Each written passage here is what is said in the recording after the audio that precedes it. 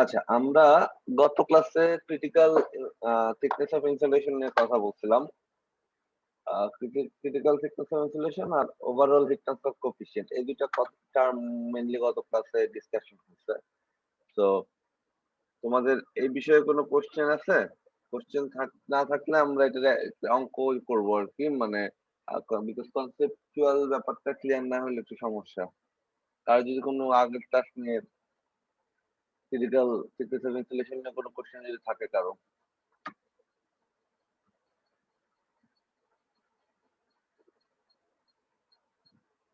সবার কাছে ক্লিয়ার ছিল ক্রিটিক্যাল থিকনেস অফ ইনসুলেশন?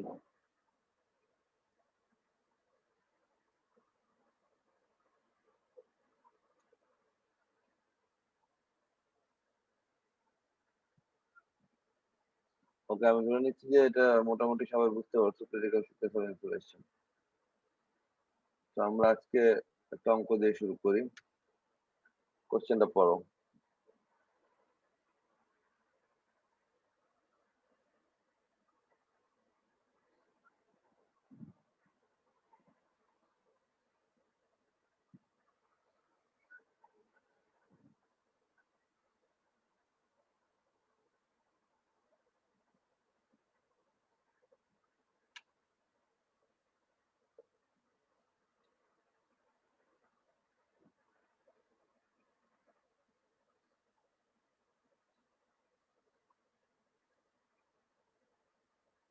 একটা টিউবের ভিতর দিয়ে বলতেছে ওয়াটার ফ্লো করতেছে, যে ওয়াটারের টেম্পারেচার 50°C। টিউবটার বা পাইপ যেটাই বলো তার inside diameter 2.5 centimetre inside diameter দেয়া, এবং সেই ইনসাইডে যেহেতু ফ্লো হচ্ছে সে ওই জায়গায় হিট ট্রান্সফারের জন্য একটা over convective heat transfer coefficient H I, যেটা ইনসাইডে যেহেতু আই দিয়ে ডিনোট করছে, H I 3500 watt per metre square. এভাবে তারা মানে ডিক্লেয়ার করলো। টিউবটার কথা বলছে যে থিকনেস আছে, থিকনেস হলো 0.8 মিলিমিটার, এবং সেইটা যে ম্যাটেরিয়াল দিয়ে তৈরি সেই ম্যাটেরিয়ালের thermal conductivity 16 watt per metre degree Celsius. Outside of the tube, the outside of the tube loses heat by free convection. Okay. এর চারপাশে যেটা মানে টিউবের আউটসাইড যেটা, সেইটার তোমার বাইরে টিপিক্যালি ধরো এয়ারে যদি থাকে সেইখান থেকেও হিট লস হবে। আউটসাইডের জন্য কনভেকশনের ভ্যালুটা এইচ নট দিয়ে দেওয়া আছে। তো বলতে calculate the overall heat transfer coefficient. দুইটা পার্ট, ফার্স্ট পার্ট হলো overall heat transfer coefficient calculate করতে হবে, সেকেন্ড পার্ট হলো heat loss per unit length calculate করতে হবে যদি আউটসাইডের সিচুয়েশনটা 20 ডিগ্রি এয়ার হয়ে থাকে আর কি। ওকে, তো এখন প্রথমে যেটা আমরা রেজিস্ট্যান্স অ্যাপ্রোচে কাজ করবো, ইলেকট্রিক সার্কিটের রেজিস্ট্যান্সের মতো। তো এখানে রেজিস্ট্যান্স কয়টা হবে? স্যার 3 স্টেপে হবে, 3টা আর কি স্যার রেজিস্ট্যান্স।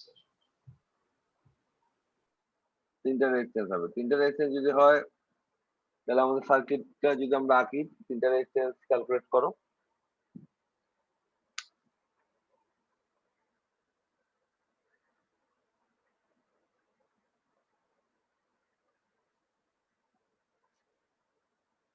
প্রথম রেজিস্ট্যান্স কি হবে?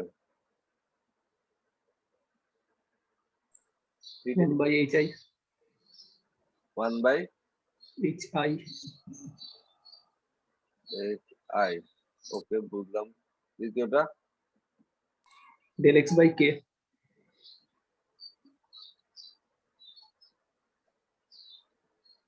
del x/k। ওকে, তারপরটা? 1/ho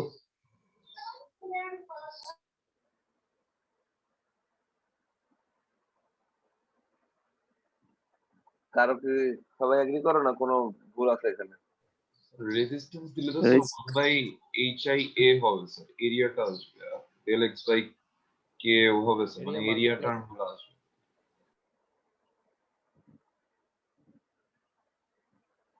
তো এখানে এরিয়া টার্ম মিসিং আছে। এরিয়া টার্ম তো মিস রাখা যাবে না, বিকজ এটা রেক্টেঙ্গুলার জিনিস।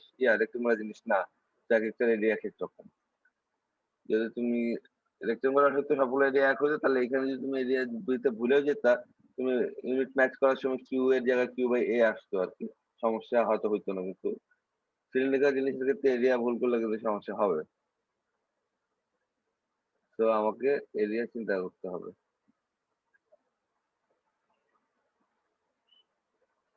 হ্যাঁ, তো সব ডায়ামিটার সব দেওয়া আছে। তুমি এখন তোমার রেজিস্ট্যান্স গুলো বের করো। বলছে ওভারঅল রেজিস্ট্যান্স ফর রেজিস্ট্যান্স বের করতে হবে। ওভারঅল রেজিস্ট্যান্স ফর রেজিস্ট্যান্স এর ইকুয়েশন কি?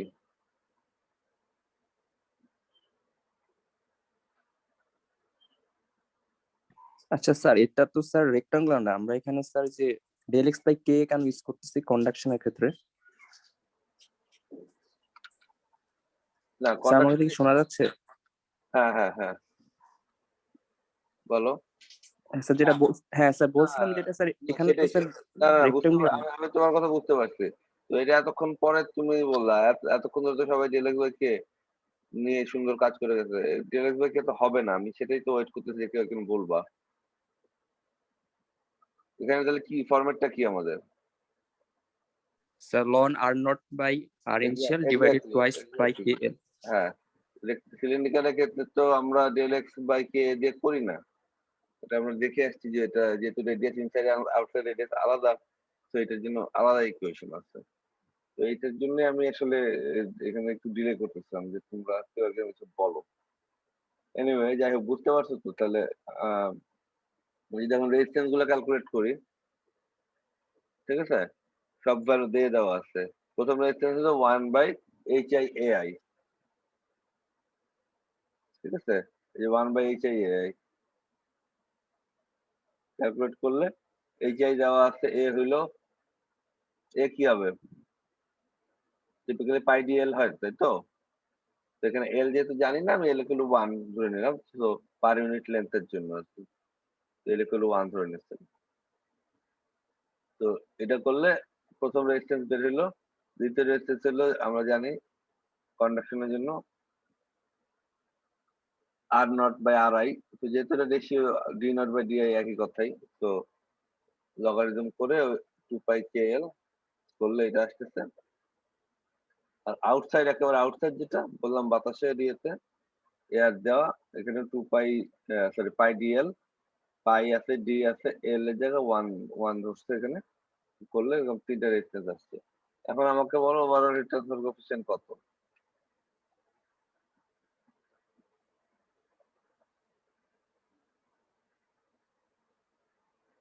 তিনটা রেজিস্ট্যান্স বের হয়ে গেছে কিন্তু।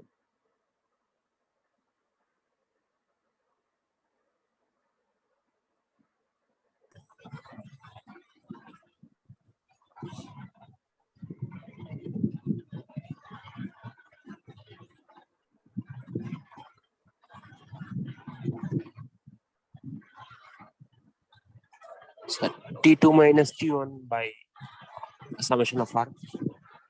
না, ভ্যালু তো সব দেওয়া আছে, আমাকে ভ্যালুটা বলো। Sir, 7.5795. সেটা কি জিনিস? Sir, watt per meter square. না, মানে এটা কি ওভারঅল হিট ট্রান্সফার কোএফিসিয়েন্ট?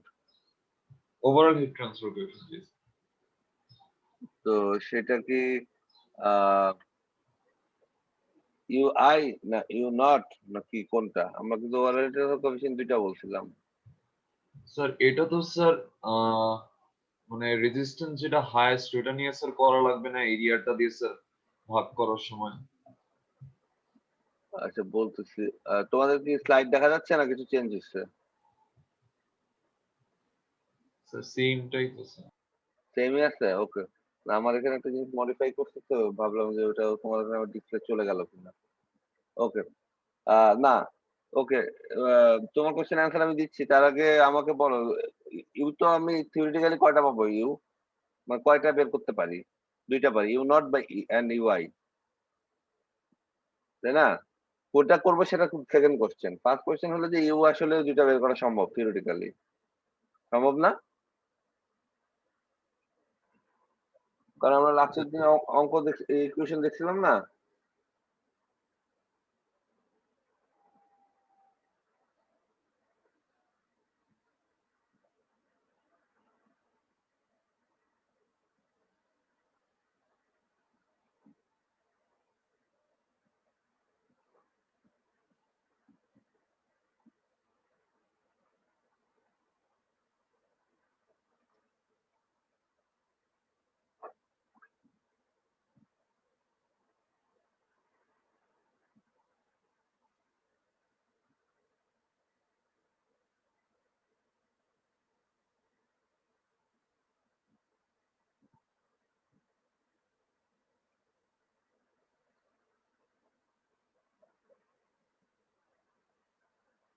এরকম একটা জিনিস তো লাস্টের দিন বলছিলাম না, মনে আছে? যে ওভার টোটাল রেজিস্ট্যান্স যখন তুমি সাম করে ক্যালকুলেট করবা, সেই রেজিস্ট্যান্সটা মানে ইনভার্সটা যেটা হবে আর কি,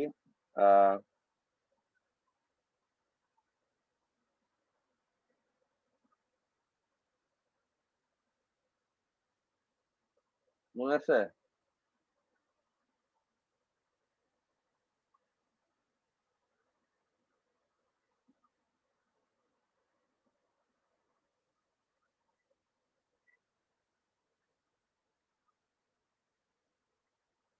Q equal to delta T by summation of R, এটা তো আমাদের বেসিক ইকুয়েশন, তাই না? জি স্যার। এটা সমান আমি বলছিলাম না যে U A delta T over rotational coefficient equation. এই ডেল্টা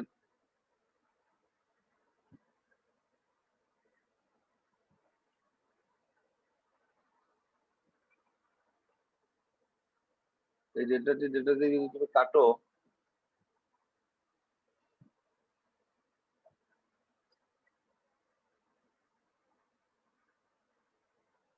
আমি যেটা লিখছি সেটা কি লেখা যায় না? এই ডেল্টা টি যদি কাটো,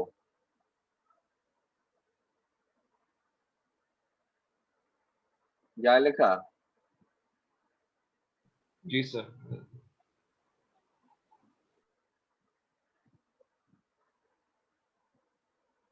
গত ক্লাসেই তো দেখালাম, এত কম রেসপন্স করলে কেমনে হবে? এই যে লাস্ট লাইনটা দেখো, U equal to inverse summation of resistance, and আমি উল্টাটা লিখছি আর কি, 1 by U equal to summation of resistance.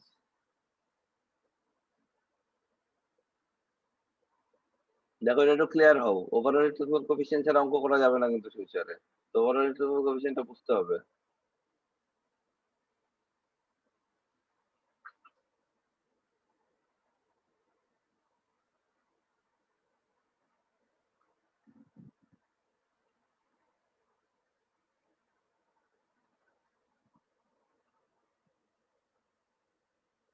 ঠিক আছে?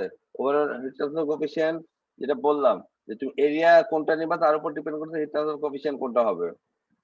ওকে, এখন তুমি যদি আউটার এরিয়া দিয়ে ভাগ করো তাহলে হিট ট্রান্সফার কোএফিসিয়েন্টকে ইউ নট বলবো, ইনার এরিয়া দিয়ে ভাগ করলে ইউআই বলবা। এখন এখানে আমি, এটা হলো ফার্স্ট পার্ট, যে আমাকে ওভারঅল কোএফিসিয়েন্ট দুইটা করতে পারি যে সেটা আগে বুঝতে হবে যে দুইটা যে হইতে পারে। দেন তুমি যেটা করবা যে ওইটা হয়ে গেলে তোমার যেটা মেইন কাজটা থাকবে সেটা হচ্ছে কোনটা ইউজ করবো, এখন আমার ডিসিশনের ব্যাপার। তো নর্মালি তোমরা ইয়ে থেকে ম্যাটেরিয়াল ব্যালেন্সে যখন কোর্স করছো বা রিয়াকশন করছো, রেট লিমিটিং রিয়াকশন, মানে ম্যাটেরিয়াল ব্যালেন্স না, এই এই তোমরা 4-1 পাবো এটা, বাট এমনি কেমিস্ট্রিতে পড়ে আসছো। রেট লিমিটিং রিয়াকশন নাম শুনছো?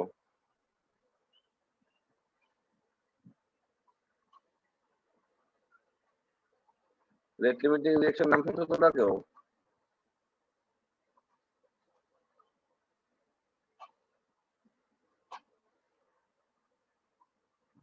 লিমিটিং রিঅ্যাকট্যান্ট নাম শুনছো? Yes, sir. আচ্ছা, লিমিটিং রিঅ্যাকট্যান্ট হলো যে মাল্টিপল রিঅ্যাকশনের মধ্যে যে রিঅ্যাকশনটা আগে শেষ হয়ে যাবে সেটা হলো লিমিটিং রিঅ্যাকশন। মানে হলো যে ওর ও ডিসাইড করতেছে যে রিঅ্যাকশনটা কতটুকু হবে, ও শেষ হয়ে গেলে বাকিগুলা তোমার এনাফ থাকলেও এক্সট্রা থাকলেও কিন্তু কোনো লাভ নেই। তো রেট লিমিটিং রিঅ্যাকশন হলো যখন তোমার কোনো একটা রিঅ্যাকশনের মাল্টিপল স্টেপ থাকে। কেমিস্ট্রি তোমরা করছো, চিন্তা করে দেখো যে একটা রিঅ্যাকশন ভেঙে যখন আমরা 2-3 স্টেপে লিখি বা এরকম 2 স্টেপের রিঅ্যাকশন হয় একটা সিস্টেমে, তখন যে রিঅ্যাকশনের স্পিডটা সবচেয়ে কম বা রিঅ্যাকশনের রেটটা সবচেয়ে কম, সেটাই হলো আমার সিস্টেমের রিঅ্যাকশনটাকে কন্ট্রোল করে, ওভারঅল সিস্টেমের রিঅ্যাকশনটা। ঠিক আছে? সো তোমরা যদি চিন্তা করো যে আমরা যে রিলে রেস হয়, রিলে রেস হয় না যে 4 জন মিলে 400 মিটার দৌড়ায়, তো বাকি সবাই যদি সেম রেটেও দৌড়ায়, একজন যদি কম দৌড়ায়, ওভারঅল রেজাল্ট কিন্তু তার উপরেই ডিপেন্ড করতেছে। কথাটা কি বুঝতে পারতেছো?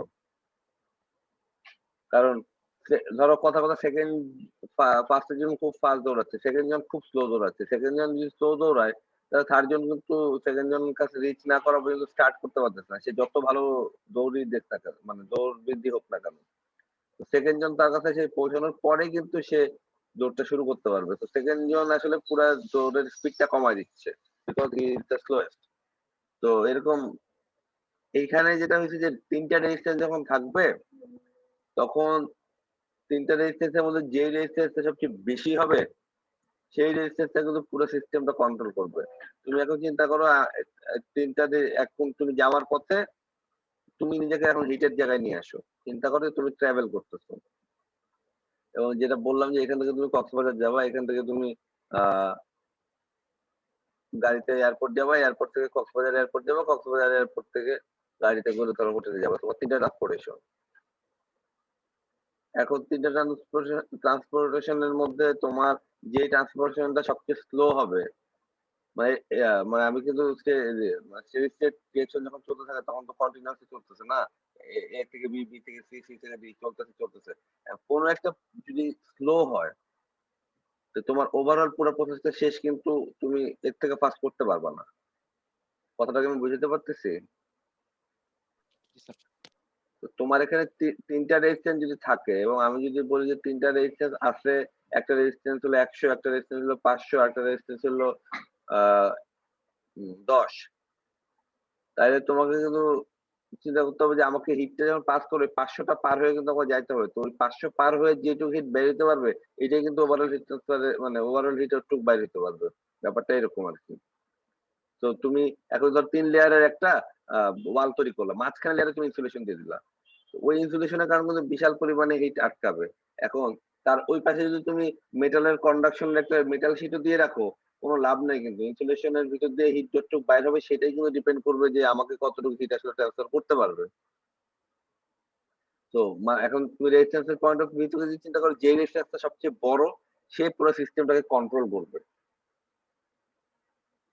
কারণ তার মাঝখান দিয়ে মিনিমাম হিটটা বের হচ্ছে, এবং সেই হিটটাই পরের স্টেজে যাবে। পরের স্টেজে তুমি যত ভালো কন্ডাক্টিভ ম্যাটেরিয়াল দাও না কেন, এর থেকে বেশি হিট কিন্তু সে পাবে না, বিকজ তার আগের স্টেপে যতটুকু ম্যাক্সিমাম ট্রান্সফার করে ততটুকুই ট্রান্সফার করবে। তো সেই জন্য সেটা হয়ে যাবে লেট লিমিটিং মানে রেজিস্ট্যান্স আর কি এখানে। তো এই 3টা ইয়ের মধ্যে 3টা যখন রেজিস্ট্যান্স আমরা ক্যালকুলেট করছি, দেখো যে 3টা রেজিস্ট্যান্স এর মধ্যে সবচেয়ে বেশি রেজিস্ট্যান্স আসছে আউটসাইড ওয়ালে। দেখো প্রথম ইনসাইড ওয়ালে 0.003, কন্ডাকশনে 0.0003, আর আউটসাইড হলো 1.575। তার মানে আউটসাইডের রেজিস্ট্যান্স, আউটসাইডের যে কনভেকশন সেই রেজিস্ট্যান্সটা হাইয়েস্ট। তো সেই ডিকটেক্ট করবে পুরো সিস্টেমে আসলে কোন রেটে হিট ট্রান্সফার হবে। আহ, তো সেই জন্য নর্মালি প্র্যাকটিস এটা, যে যদি এমন পাওয়া যায় যে হ্যাঁ একটা রেজিস্ট্যান্স পুরো সিস্টেমটাকে আসলে কন্ট্রোল করতেছে কম্পেয়ার টু, এখন এই 3টা ভ্যালু যদি খুব কাছাকাছি হতো, তাহলে কিন্তু তুমি এইচআই বা ইউআই বা ইউ নট যেটাই করো কাইন্ড অফ মেক সেন্স করতো। আর বাট এখানে যেটা হচ্ছে যে ক্লিয়ারলি দেখা যাচ্ছে যে আউটসাইড রেজিস্ট্যান্স পুরো সিস্টেমটাকে আটকে রাখছে।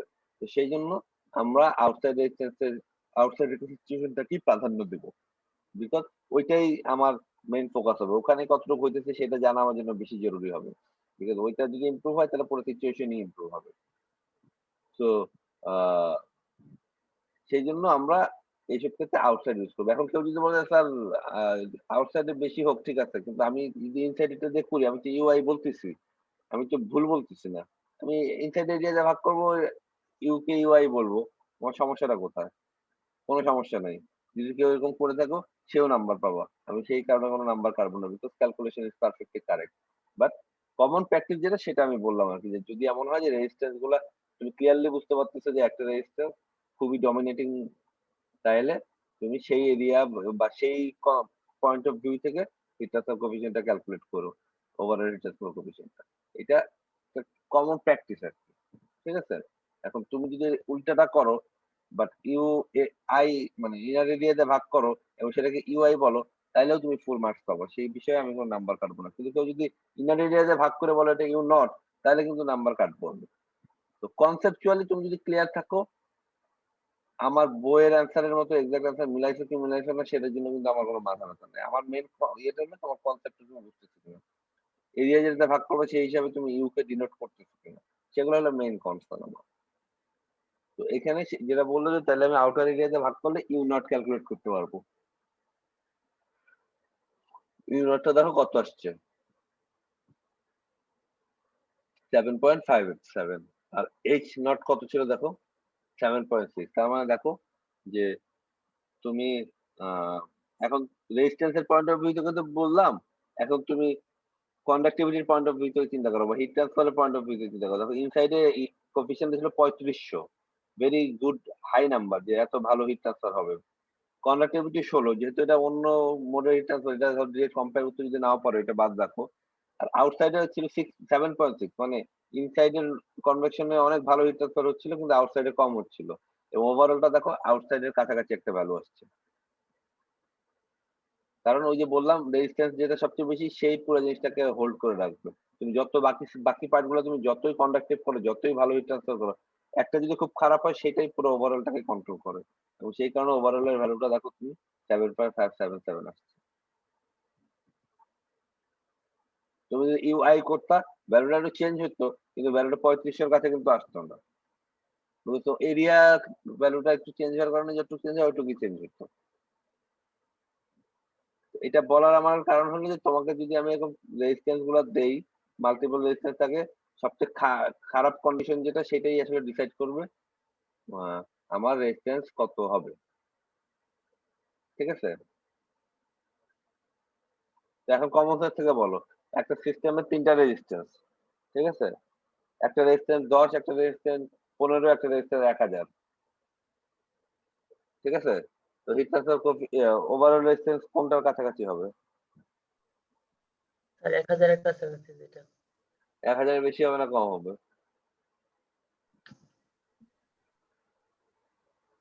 স্যার কম হবে কেন কম হবে?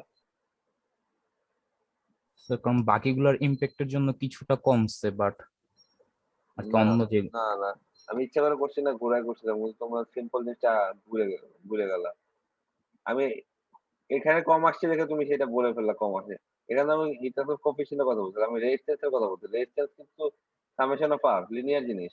তো 10, 15 আর 1000 যোগ করলে কত হবে? 1025 হবে।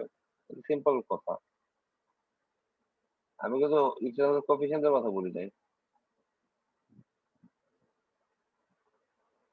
টোটাল রেজিস্ট্যান্স কি হবে? টোটাল রেজিস্ট্যান্স হবে আর ওভারঅল হবে 1025। আমি যখন ইউ বলবো তখন তুমি বলবে যে হ্যাঁ সবচেয়ে খারাপ, মানে সবচেয়ে লো হিট ট্রান্সফার কোএফিসিয়েন্ট যেটা ছিল তার থেকেও একটু কম হবে, বিকজ বাকিগুলোর কারণে ইম্প্যাক্ট করতেছে।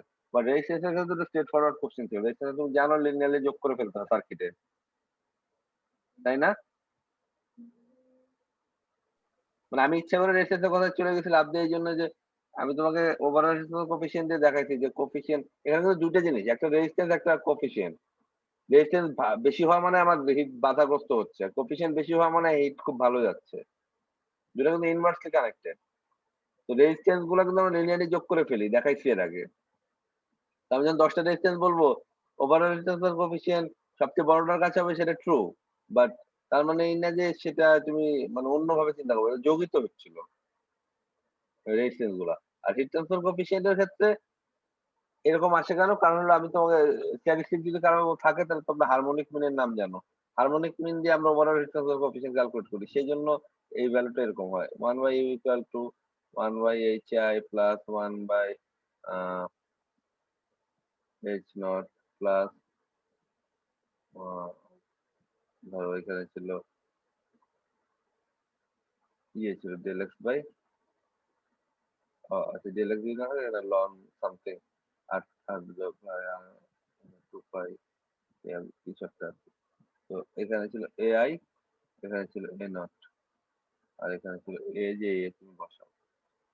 তো এজ গুলা যখন আমি মানে এজ গুলার ভ্যালু যখন আমি জানবো এবং তার বেসিসে যখন আমার ডিসাইড করতে হবে, তখন আমি সবসময় বলবো যে সবচেয়ে ছোট এইচ এর থেকেও ছোট হবে, বিকজ 7.6 এর থেকেও ছোট। এটা তুমি এখন হারমোনিক মিন যখন তুমি কোনো নিউমেরিক্যাল ভ্যালু বসায় দেখো, যে কোনো একটা 5, 10, 20 যাই বসাও, তুমি ধরো এটা এটা আমি বাদ দিই, এটার জন্য খুব একটা চেঞ্জ হয় না, এটা কন্ডাকশন, তো এটা বাদ দিই। এখানে দুইটা যখন থাকে, এই দুটার মধ্যে সবচেয়ে ছোট যেটা ইউটা, সেটার থেকেও ছোট হয়। বাট রেজিস্ট্যান্স তো রেজিস্ট্যান্সের ক্ষেত্রে জাস্ট লিনিয়ার সার্কিটে ছিল, রেজিস্ট্যান্স হলো টোটাল সাম করে দিবা। কথাটা কি বুঝতে পারতেছো? জি স্যার। এইচ এর ক্ষেত্রে জিনিসটা যেহেতু ইনভার্স, তুমি যে দুটা ইনভার্স টার্ম যখন যোগ করবা তখন তো সবচেয়ে ছোটটার থেকেও ছোটটা আসে সামেশন। এটা তোমরা কখনো করছো কিনা আমি জানি না। তোমাদের স্ট্যাটিস্টিক্স ছিল কারো ইন্টারমিডিয়েটে? আচ্ছা, ইন্টারমিডিয়েটের কথা জিজ্ঞেস করছি না, তোমাদের তো বইতে স্ট্যাটিস্টিক্স ছিল। হারমোনিক মিনের নাম শুনো নাই? জি স্যার। হারমোনিক মিন কি ছিল? তোমার যদি ৫ টা নাম্বার থাকে বা ১০ টা নাম্বার থাকে, ধরো আহ 1, 3, 5, 4 এই ৪ টার এভারেজ তুমি নরমালি এভারেজ করতে পারো। বাট হারমোনিক মিন যদি করে, হারমোনিক মিন হলো 1/1 প্লাস 1/3 প্লাস 1/5 প্লাস 1/4 সব তোমার এটা হলো তোমার ইনভার্সের এভারেজ করবা। করে তার ইকুয়াল টু হলো তোমার আহ ঠিক আছে? মানে আমরা নরমালি মিন কি করি? মিন করি সবগুলা যোগ করি। তারপরে নাম্বার n দিয়ে ভাগ করি। আর হারমোনিক মিন হলো সবগুলা ইনভার্স কে যোগ করব, যোগ করে n দিয়ে ভাগ করবো যেটা হবে সেটাকে আবার ইনভার্স করে দিব আবার। মানে উল্টায় খায়ে আবার কাজ শেষ করে আবার উল্টায় দিব। ব্যাপারটা এরকম আরকি। সো এটাকে বলে হারমোনিক মিন। তো হারমোনিক মিন যখন হবে তখন তুমি যখন আ মানে হারমোনিক মিন আমি বলতেছি এইজন্য যে ইনভার্সটা আসছে। এখানে তো মিন করব না, এখানে যোগ করব। তো ইনভার্স করে যখন তুমি যোগ করবা তখন সবসময় টোটালটা ছোটটার থেকেও ছোটটা হবে। ছোটর থেকেও ছোট হবে আরকি। তো এটা তোমরা কখনো যদি না করে থাকো এখন তোমরা খেয়াল করে দেখো অলওয়েজ তাই হয় আরকি। লিনিয়ার যোগ যখন করবা তখন কিন্তু এই ঝামেলাটা নাই। লিনিয়ার যোগ করলে সবচেয়ে বড়টার কাছেই হবে রেজাল্ট। তো আর এর ক্ষেত্রে তাই হইছে। ১০, ১৫ আর ১০০০ যোগ করছি, ১০২৫ হইছে। কিন্তু এই যখন তুমি করছো ইনভার্সলি তখন কিন্তু সবচেয়ে ছোটটার থেকেও ছোট হইছে। আর এটা সবচেয়ে বড়টার থেকেও বড় হবে। তো এই জিনিসটা একটু খেয়াল রাখো আরকি। তো সার্কিটের জিনিসটা যদি মাথায় থাকে তাহলে মাথায় চিন্তা করবে যে রেজিস্ট্যান্স ইজ অলওয়েজ লিনিয়ারলি আছে। তো রেজিস্ট্যান্স যোগ করে ফেলবে। ডাজন্ট ম্যাটার কন্ডাকশন, কনভেকশন আমি হারমোনিক টারমোনিক বা এইচ ইউ এগুলো কিচ্ছুতে যাব না। আমার রেজিস্ট্যান্স এর ক্ষেত্রে এত কথাবার্তারই কোনো দরকার নাই। রেজিস্ট্যান্স ইজ অলওয়েজ লিনিয়ারলি আ মানে অ্যাডিশন করা যাবে আরকি। আর ইউ এর ক্ষেত্রে তোমার এটা ইয়ে হবে। তো ইউ যেহেতু বললাম 7.57 তো ওইটাই বলতেছে যে 7.6 এর খুব কাছাকাছি আসছে। তো তোমার ডিসিশনটা কারেক্ট ছিল আরকি যে আ ওইটাই কন্ট্রোলিং রেজিস্ট্যান্স। তো ডিসিশনটা কারেক্ট ছিল মানে হলো এটা তো আমরা অলরেডি জানি যে ডিসিশনটা কারেক্ট। বাট উম সবচেয়ে বেশি রেজিস্ট্যান্স ওয়ালাটাই কন্ট্রোল করবে বা সবচেয়ে কম ইন্টারফেস কোএফিসিয়েন্ট ওয়ালা ঘটনাটাই পুরো সিস্টেমটাকে কন্ট্রোল করবে। তারপর লাস্টে একটা পার্ট ছিল যে heat loss per unit length আরকি। তো হিট লস তুমি ইউ নট যদি ইউজ করে থাকো তাহলে এটাকে এ নট দিয়ে গুণ করবা। তো তাই করছে। ইউ এর ভ্যালুটাকে এ দিয়ে গুণ করে এর জায়গায় এ নট ইউজ করছে আর ডেল্টা টি ইউজ করছে। করলে ১৯ ওয়াট আসতেছে পার ইউনিট লেংথ। তো অঙ্ক কোনো সমস্যা না। অঙ্ক ভেরি স্মল অঙ্ক মানে ছোট অঙ্ক, সিম্পল স্ট্রেট ফরওয়ার্ড অঙ্ক। অঙ্কের কনসেপ্টটা একটু খেয়াল করতে হবে। এখন কেউ যদি আগে তখন যেটা বললাম, কেউ যদি এখানে আ ইউ নট ক্যালকুলেট না করে ইউ আই ক্যালকুলেট করে থাকো, আমি কিন্তু ফুল মার্কস দিব। এখানে ওই ভ্যালুটা বসানোর সময় এখানে এ আই বসাইতে হবে নিচে। যখন কিউ ক্যালকুলেট করবা। তাহলে কিন্তু তোমার রেজাল্ট আর আর্গুমেন্ট রেজাল্টের মধ্যে কোনো তফাৎ হবে না। তো এইটার কথাই বলতেছি যে conceptually if you are right doesn't matter বইয়ের যেভাবে করছে সেভাবে তুমি করছো কি করো নাই। আমার ক্ষেত্রে আমি ফুল মার্কস দিই। বাট কনসেপচুয়ালি যদি রং হয় যে তুমি সবই করছো কিন্তু ইউ এ নট করছো আর এআই মাল্টিপ্লাই করছো তাহলে আমি এখানে নাম্বার কাটবো বিকজ তোমার কনসেপ্টটাতেই সমস্যা ছিল। বলো এখন এই জায়গাটুকু পর্যন্ত কারো কোশ্চেন থাকলে বলো, আমি ক্লিয়ার করে তারপরে পরের পার্টে যেতে যাচ্ছি। তোমরা একটু হলম্যান বা অন্য বইয়ে একটু উল্টায় দেখো, এখানে যেহেতু আমি ইউ এর কথা বলতেছি আর এইচ এর কথা বলতেছি, এইচ নট এইচ আই অনেকগুলো কোফিসিয়েন্টের কথা আসতেছে। তো ইনিশিয়ালি একটু কনফিউজিং লাগতে পারে যে আচ্ছা ঠিক আছে এতগুলা কি কোনটা ইনভার্স কোনটা কি। তোমরা তাহলে মাথায় রাখলেই হবে রেজিস্ট্যান্স অলওয়েজ লিনিয়ারলি যোগ হয় বাস শেষ। বাকিগুলো তুমি নিজেই সাজায় নিতে পারবে। কারণ মানে মেইন ইকুয়েশন তুমি জানো। দিস ইজ তোমার মানে তোমার হিট ট্রান্সফারের জন্য এটা হলো main equation. U A delta T শেষ। এইটা তোমার মেইন ইকুয়েশন। এখন এইটাকেই তুমি তোমার পয়েন্ট অফ ভিউ থেকে সাজাবা, ওহমস ল দিয়ে সাজাইতে পারো, সামেশন অফ আর। এখন এইটুক তোমার জানলেই চলবে, এইটুক জানলে যথেষ্ট। এইটুক জানলে summation of R equal to মানে UA equal to inverse of summation of R, বা summation of equal to inverse of UA. এই যে এদের মধ্যে রিলেশনশিপটা, এইটাই তোমার পুরো অঙ্ক করতে বারবার ইউজ হবে। তো কখনো আর থাকবে ইউ বের করতে হবে, কখনো ইউ থাকবে আর বের করতে হবে। ইকুয়েশন আর কোনো ডিফারেন্স নাই।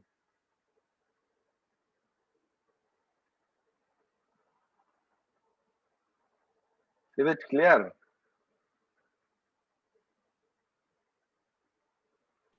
Yes, sir. কারো যদি কোশ্চেন থাকে, আমি তো বললাম যে যদি নিজের কোশ্চেন তোমার কাছে নিজের খুব সিলি মনে হয়, তাও তুমি কোশ্চেনটা করতে পারো। বিকজ তোমার থেকেও সিলি জিনিস চিন্তা করে কেউ চুপ করে বসে আছে, ভাবতেছে যে আমি জিজ্ঞেস করবো কিনা। তো ওইসব ব্যাপারে হেজিটেট করবো না প্লিজ। আমি আমি নর্মালি যখন লাইভ ক্লাস হয় তখন আমি ক্লাসে অনেকক্ষণ দরকার হলে দাঁড়ায় থাকি, কোশ্চেন করার পরে পরের টপিকে যাই আর কি। বিকজ এগুলো ছোট ছোট জিনিস, সিম্পল জিনিস। তোমাদের এখানে বড় বড় কঠিন কঠিন 5 পৃষ্ঠা 6 পৃষ্ঠা লাগে একটা অঙ্ক সলভ করতে, এরকম অঙ্ক তোমরা করে আসছো। তো আমার ওই জিনিস শেখানোর কোনো দরকার নাই। ওই জিনিস তুমি পারবা, নিয়ম জানলে ওই জিনিস পারবা। এবং ইনফ্যাক্ট তোমার যে সেকেন্ড পার্ট কোর্সের ওখানে মানে 2টা অঙ্ক থাকে প্রতি বছরই। একটা তো থাকে মাস্ট, 2টাও থাকে অনেক সময়। যে একটা অঙ্কই 35 মিনিট লাগে করতে, 35 মিনিট মার্কসেও, বা কখনো কখনো 45 মার্কেও দিয়ে দেওয়া হয়। মানে এই অঙ্ক 1.5টা কোশ্চেনের সাইজে হলে একটা অঙ্কই। এটা প্রত্যেক বছর আছে, কোশ্চেন দেখলে দেখবা। বাট এটার সুবিধাটা কি? সুবিধা হলো এটা মানে গত 20 বছর ধরে অঙ্ক যাই দেখ না কেন, একই অঙ্ক একই নিয়ম, খালি ডেটা চেঞ্জ হয়। বিকজ ওইটা আসলে তোমাকে অঙ্ক শেখার জন্য ওই অঙ্কটা করানো হয় না। ওইটা হলো যে ডিজাইনের ক্যালকুলেশনটা প্র্যাকটিস করার জন্য, যাতে এই স্টেপের পর স্টেপ তুমি ইন্ডাস্ট্রিতে ক্যালকুলেট করতে পারো। ওই প্র্যাকটিসটা করানোর জন্য সিম্পল একটা অঙ্ক দেওয়া হয়। আর এই পার্টটা যেটা ফার্স্ট হাফে অঙ্ক সাইজ খুব বড় হবে না, কিন্তু কনসেপ্টের ব্যাপার থাকবে। কোশ্চেন দেখে অঙ্কের ভ্যালু বসানো বুঝতে হবে, কোন ইকুয়েশন ইউজ করবে সেটা বুঝতে হবে। বাট অঙ্ক কোনোটাই এই 4-5 লাইনের থেকে বড় খুব একটা নর্মালি হয় না।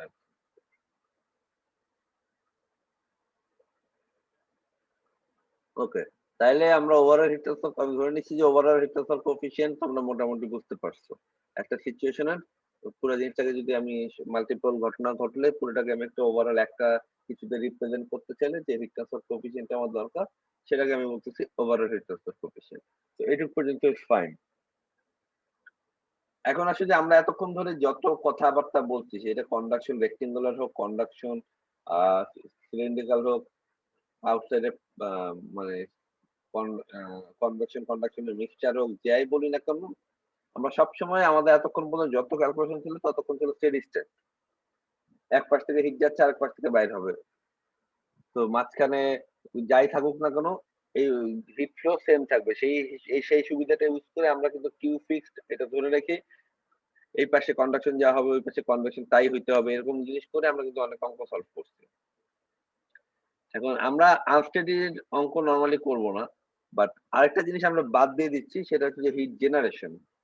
যে তোমরা একটা সিস্টেমে তো হিট জেনারেটও হতে পারে, মানে এক পাশ দিয়ে ঢুকতেছে আরেক পাশ দিয়ে বাইরেতেছে, ফাইন। বাট যদি জেনারেশন হয় বা অ্যাকুমুলেশন হয়, সেই ক্ষেত্রে তো ব্যালেন্সের মধ্যে সেটা আসতে হবে না? তোমরা এনার্জি ব্যালেন্স ম্যাটেরিয়াল ব্যালেন্সে করছো না, যে input plus generation equal to output plus accumulation, করছো না? Yes, sir. জি স্যার। তো আমার যদি হিটের ক্ষেত্রে এরকম একটা জিনিস হয় যে একটা সিস্টেম মাঝখানে হিটটা জেনারেট হচ্ছে, আমি বাইরে থেকে যা দিচ্ছি বা কিছু দিচ্ছি না, হোয়াট এভার দ্য কেস, এই সিস্টেমের মাঝখানে যদি কোনো হিট জেনারেট হয়, তাহলে সেই হিটটাও তো ট্রাভেল করবে না? তো আমার এতদিন আমরা বলছি যে এক পাশ থেকে হিট যাচ্ছে আরেক পাশ দিয়ে বাইরে হচ্ছে, এখন সেটার সাথে ইন এডিশন যদি বলি মাঝখানে হিট জেনারেটও হচ্ছে, তাহলে সেই হিটটাও তো বাইরে হওয়ার পথে বা সাইড ওয়াল গুলোতে সেই ইম্প্যাক্ট ফেলবে। তো নর্মালি যেটা বলা হয়, দেখো এনার্জি কনজারভেশন এনার্জির ইকুয়েশনটা বাংলাটা মানে বাংলা বলতে টেক্সটে যেটা লেখা, rate of heat conduction at x, ওই রেড কালারের একটা শেলের মতো চিন্তা করা একটা স্লাইস, ওই স্লাইসটাকে ডেল্টা এক্স বলতেছে থিকনেস, ওর আগে পর্যন্ত ভ্যালুটা এক্স আর ওর পরে পর্যন্ত ওটাকে বলছে এক্স প্লাস ডেল্টা এক্স। এইসব কনসেপ্ট হিসেবে তোমরা পরিচিত, এগুলো তোমরা করে আসছো যে এই পয়েন্টটা হলো এক্স, এই পয়েন্টটা হলো ডেল্টা এক্স, মানে এক্স প্লাস ডেল্টা এক্স। তো ওই পাতলা স্লাইসটা যদি এনার্জি ব্যালেন্স করে বলতেছে যে এক্স ওয়ালের conduction minus x plus delta x ওয়ালের কন্ডাকশন, তার মানে হলো এক্স ওয়ালে যে হিটটা ঢুকতেছে মাইনাস এক্স প্লাস এক্স ওয়ালে যে হিটটা বেড়ে যাচ্ছে সেটা, প্লাস যদি এইটুক স্লাইসের মধ্যে কোনো হিট জেনারেশন হয়, এইগুলা যোগ করলে যেটা হয় সেটা হচ্ছে যে rate of change of energy content, মানে ওই ম্যাটেরিয়ালের মধ্যে যদি কোনো এনার্জি কন্টেন্ট থাকে সেটা যদি চেঞ্জ হয় সেটার কি রেটে চেঞ্জ হবে সেটা। ফর এক্সাম্পল যদি এরকম হয় যে এটা একটা জিনিস হচ্ছে এনার্জি জেনারেট হচ্ছে, তাহলে এক্স লেফট ওয়ালের কন্ডাকশন মাইনাস রাইট ওয়ালের কন্ডাকশন প্লাস হিট জেনারেশন যেটা হবে সেটা তার সিস্টেমের মধ্যে টেম্পারেচার ইনক্রিজ করবে এই যদি হিটটা অ্যাকুমুলেট করে, যার ফলে ধরো একটা তুমি চিন্তা করো তুমি একটা আহ একটা কিউব আছে, ধরো কোন একটা কংক্রিটের কিউবই ধরো, এর মাঝখানে একটা মেটালের শীট আছে খুব পাতলা, লালটার কথা চিন্তা করো ছবিতে যেটা দেখে, ধরো এটা একটা মেটালের শীট, যে মেটালের শীটটা ইলেকট্রিক্যালি কানেক্টেড, ঠিক আছে? তো তুমি যখন কারেন্ট পাস করাবা সে ইলেকট্রিসিটি তো মেটাল শীটের বাইরে যেতে পারতেছে না কংক্রিটের কারণে, বাট সে আস্তে আস্তে কিন্তু গরম হচ্ছে। আমরা যে পানি গরম করি কয়েলে, যারা হলে ছিল শীতকালে পানি গরম করতে বালতির মধ্যে, হ্যাঁ পোর্টেবল কয়েল হিটার ইউজ করে, করছো না? করো নাই কেউ? জি স্যার করেছি। ওটা কি, ওটা জাস্ট ইলেকট্রিসিটি মেটালের মধ্যে যায়, মেটালের রেজিস্ট্যান্স অনেক হাই থাকে, যার ফলে মেটালটা গরম হতে থাকে, যেহেতু হিট পাস করতে হবে, ইলেকট্রিসিটি পাস করতে পারতেছে না, সে নিজে ইলেকট্রিসিটি কনজিউম করতে গরম হচ্ছে। ওই রকম মেটাল যদি কোনো কারণে হিট হয় তাহলে কি হবে, তাহলে যেটা হবে যে ওই যে তুমি যখন এনার্জি ব্যালেন্স করবা, ইনলেট আর আউটলেট মাইনাস করার পরে জেনারেটেড এনার্জিটা ও নিজের মধ্যে নিয়ে ও টেম্পারেচার বাড়তে থাকে আস্তে আস্তে। তো ওইটা হলো rate of change of energy content of the element, মানে ওর সিস্টেমের নিজের এনার্জি চেঞ্জ হচ্ছে কি। তো এনার্জি চেঞ্জটা আমরা জানি যে কোনো চেঞ্জ তো আমরা ডি বাই ডিটি ডিসাইড করি, তাই না? আমি যদি বলি ডি কিউ বাই ডিটি, টি যদি চাই, হ্যাঁ ডি কিউ বাই ডিটি বলি যদি আর কি, হিটের ইয়ের চেঞ্জটা, কিউ আবার ছিল ডিটি বাই ডিএক্স, তাই না? কিউ কিউ ইকুয়াল টু ছিল, মানে আমি পুরো ইকুয়েশনটা লিখতেছি না, জাস্ট কানেক্ট রিলেশনশিপটা বলতেছি আর কি। সরি, এটা D Q by D X, Q সমান ছিল ডিটি বাই ডিএক্স, তার মানে এখানে কিউ জায়গা বসালে ডি স্কোয়ার টি বাই তোমার ডিএক্স হয়ে যাবে। তো এটা হলো এই কন্ডাকশনের ইয়েটা আর কি, ঠিক আছে? যে এই দুইটা টার্ম আসতেছে এখানে, জেনারেশনটা আসতেছে এটা দিয়ে, ঠিক আছে?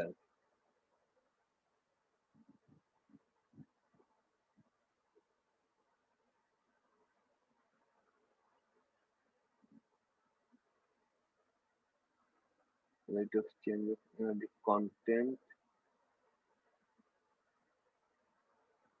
আলফা ছিল ডিফিউসিভিটি, তোমার যদি মনে না থাকে পুরোনো স্লাইডটা একটু দেখে নিও, আলফা ছিল ডিফিউসিভিটি, ঠিক আছে? এখন এটা হলো ওভারঅল এনার্জি ব্যালেন্স করতে, নট নেসেসারি আমার প্রত্যেকটা সিস্টেমে এই জিনিসটা কাজ করবে, ঠিক আছে? এটা জাস্ট আমি জেনারেল থিওরিটিক্যালি যে সর্বোচ্চ যেটা হওয়ার কথা আমি সেটার কথা বলতেছি, বা থিওরিটিক্যালি যেটা হওয়া উচিত সেটার কথা বলতেছি। তো এটাকে যদি আমি এখন সিচুয়েশন চিন্তা করি, তুমি এই ইকুয়েশনটাকে চিন্তা করো, এর general equation, whatever the situation this equation is applicable, মানে এটা তোমরা ইয়ে তো পড়ে আসছো, কনজারভেশন অফ এনার্জি ইকুয়েশন কোন কোর্সে পড়ছো? আর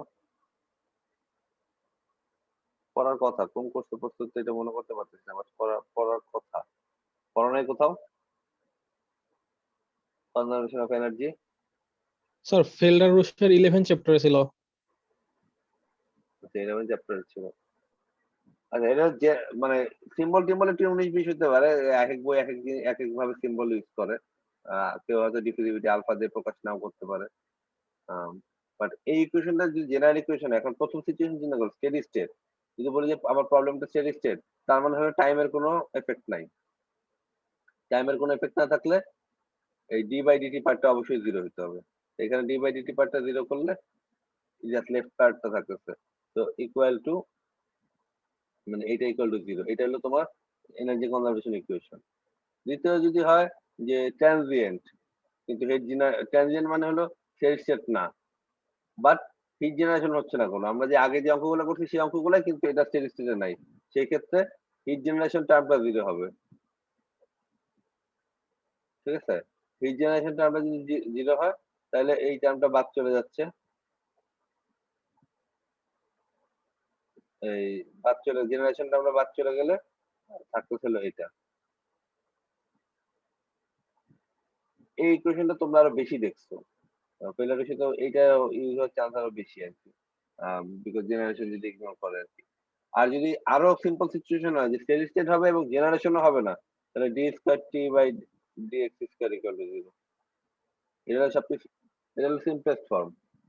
যদি ওই দুইটা অ্যাজাম্পশন আমি করতে পারি যে কোনো হিট জেনারেশন হচ্ছে না, বাট আমার ইয়ে হচ্ছে স্টেডি স্টেটও হচ্ছে, তার মানে টাইমের সাথেও কোনো চেঞ্জ হচ্ছে না, তাহলে ডি বাই ডিটিও জিরো, জেনারেশন টার্মও জিরো, এবং তাহলে ইকুয়েশন সিম্পল চলে আসে d square T by D x square equal zero. মানে হচ্ছে rate of conduction is zero. এবং রেট অফ কন্ডাকশন তোমার আমি যদি রেট অফ কন্ডাকশন বলি যে কে এ মানে কন্ডাকশনের ইকুয়েশন যদি বলি ডিটি বাই ডিএক্স, তাই না?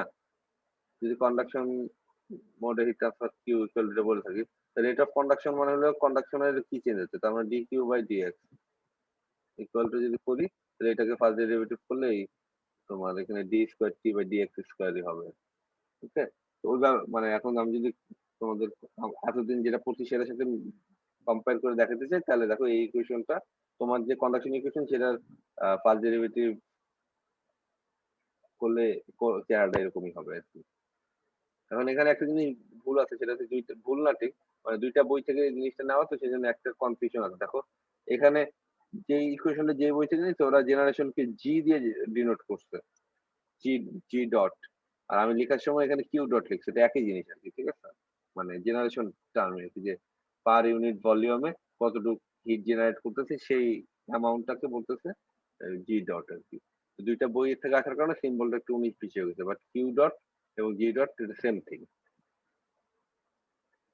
আমি বলে নিলাম কারণ এটা আমার আগে বলার কথা ছিল, খেয়াল নেই, এখন চোখে পড়লো আর কি যে হিটটা জি দিয়ে আমরা সবসময় হিট কিউ দিয়ে প্রকাশ করে আসছি, তো তো সেই জন্য আমি কিউটাই রাখতে চেয়েছিলাম, বাট এই ইকুয়েশনটা যেখান থেকে ছিল জি রাখতে আমার আর এটা চেঞ্জ করা হয়নি। তো এটা হলো বেসিক এনার্জি কনজারভেশন অফ এনার্জির আইডিয়াটা। ঠিক আছে? তো আমরা মানে আমি যেটা পড়ানোর জন্য ইন্ট্রোটা দিচ্ছিলাম সেটা আজকে শুরু করতে পারতেছি না, টাইম শেষ হয়ে গেছে। বাট নেক্সট দিন আমরা দেখবো যে একটা সিস্টেমে মানে আমরা যে সিস্টেম গুলো করে আসি টিপিক্যাল ওয়াল, রেক্টেঙ্গুলার ওয়াল বা সিলিন্ড্রিক্যাল ওয়াল, ওই সিস্টেমই করবো, এর বাইরে কিছু করবো না।